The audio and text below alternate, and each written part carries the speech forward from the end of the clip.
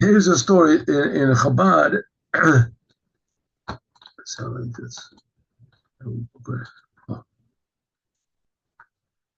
And so they light Hanukkah candles outside for advertising. We personally, every person lights Hanukkah candles inside. This is according to the Arizal. It says you're supposed to light them inside. But in Chabad, they make a big thing of what's called Pirsumi Nisa, advertising the miracle. And Hanukkah, it's really the only holiday where they have this. It's a very strange thing, but you can light Hanukkah candles in public and make a blessing. And no one is really fulfilled their obligation of lighting candles with that blessing. But they light, you make a blessing. So you make a blessing, good. So so in Chabad, they make these big Hanukkah menorahs all over. And they make, somebody just came back from Florida, and he said that, in Florida, they have the Christmas trees all over the place. Every place where there's a Christmas tree, there's also a Hanukkah menorah. And they make big ones, some big ones outside. In addition to the one they make in their house, big ones.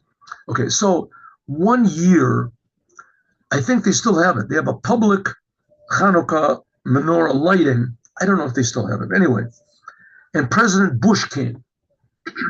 President Bush, and they lifted him up. There was a huge menorah, and President Bush was, I think there's like the biggest menorah in the world or something in New York. However it is, it was a very advertised thing. It was very public. And even the President of the United States came. President Bush, he came, and they gave him the honor of lighting the Hanukkah menorah. Even though that, it's because it's just advertising the miracle. It's not really so either he lit the candles or he held the rabbi's hand and they lit together. Anyway, it was the point of the story is, it was the fourth night of Hanukkah. And the menorah was a huge menorah outside. And there was a huge crowd that was there. And there was a Rabbi Shem Tov. He was the one that was lighting the candles together with President Bush. And it was the fourth night, so they lit 4 candles, made the blessing, and they lit 4 candles, and they started singing. President Bush said, "Why don't you light them all? We want to make a good impression. This is they're all here. Why not use them all? It'll be much more impressive and more beautiful." So he explained to President Bush that no, we don't do it that way. We light every night 1 more. Tomorrow we'll light 5. The night after that we'll light 6. Then after that 7. So even all those nights we're not going to light. The only day we light all of them is on the 8th. But the president said, "But I think you should light all of them now. It makes a better impression." So Rabbi Shem Tov made a simple computation. He said, "Listen, first of all, this is just advertising the miracle. It's not really a commandment, so to speak. And not only that, we're really and the president of the United States, this is not just someone off the street. This is the president of the United States. If he requests, I should do it." So he lit all of the candles, and everybody sang. And afterwards, he came back, and he reported to one of the Rebbe's secretaries, Rabbi Chadakov. He reported what happened, and Rabbi Chadakov told him to wait. And he went in and told the Rebbe, and the Rebbe gave back an answer that he is very disappointed in what the Rabbi Shem Tov did. Very disappointed. Why? Because he should have had the stamina, the chutzpah, to stand up and do what's right.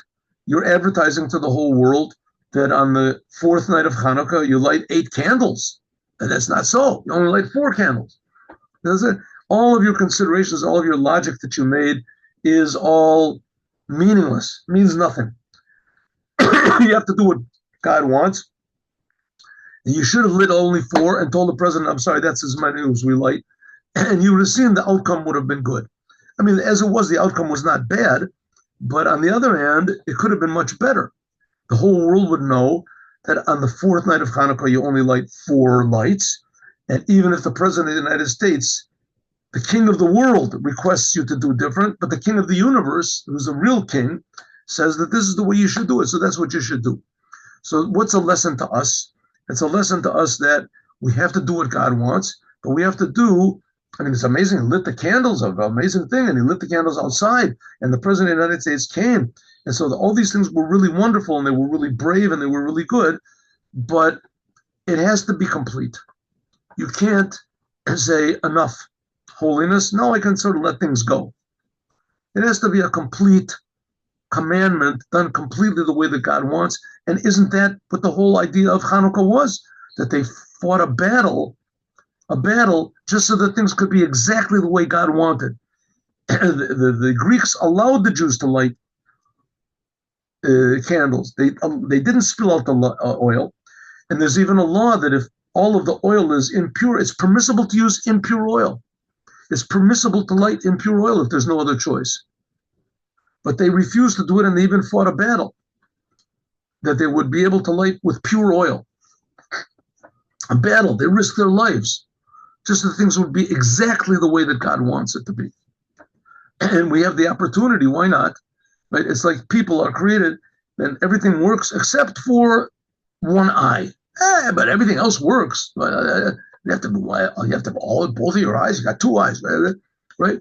God makes everybody in a way that everything works, and we want everything to be worked. So we should reciprocate by also doing exactly what God wants. And that's the whole idea of the Shulchan Aruch and the Torah, and that's what makes true light in the world. Have a good day with Mashiach now. See you tomorrow, Friday, 8:15, Friday morning. We'll finish the Devar Malchut. Thank you for coming.